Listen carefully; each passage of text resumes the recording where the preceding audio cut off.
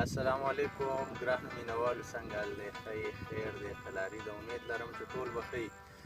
ګرانو ملګرو زه نن راغلی یم پنډیلۍ ته او په پنډیلۍ کې زموږ خوږ او دروند ملګری جمشید عقیل صاحب چې کوم دی موږ سره موجود دی او ډېره ښایسته او په زړه پورې شاعري کوي نو غوښتلی مې چې ستاسو سم یو څو شعرونه د دوی شریک کړم او تاسو هم د خوند د مزه واخلئ نو جمشید عقیل صاحب له بلنه ورکوو چې خپله خواږه شعرونه زموږ ټولو سره شریک کړي. ډیره مننه زبیر ملنګ صاحب، ستاسو ډیره مننه چې دومره لرې نن تکلیف وکړو. دا درې شعره ته ډالۍ وایي چې زمونږ په غرونو کې لونګ نه کیږي، زمونږ په غرونو کې لونګ نه کیږي، زمونږ په غرونو کې ګورګورې کیږي او روح مې سبل شانتې مزه محسوس کړي، روح مې سبل شانتې مزه محسوس کړي چې په محفل کې ستا خبرې کیږي او چې د اسمان په لورې لاس خوځوي،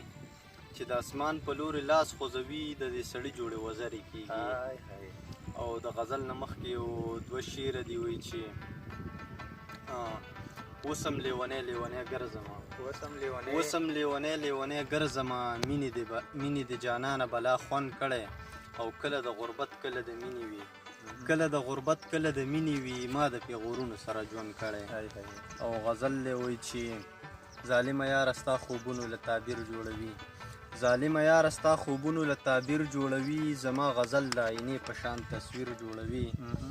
او خدایه د هغه خلکو خپل کور کې ویرونه جوړ کړي، خدایه د هغه خلکو خپل کور کې ویرونه جوړ کړي، څوک چې زمونږ د پښتنو په کور کې ویر جوړوي.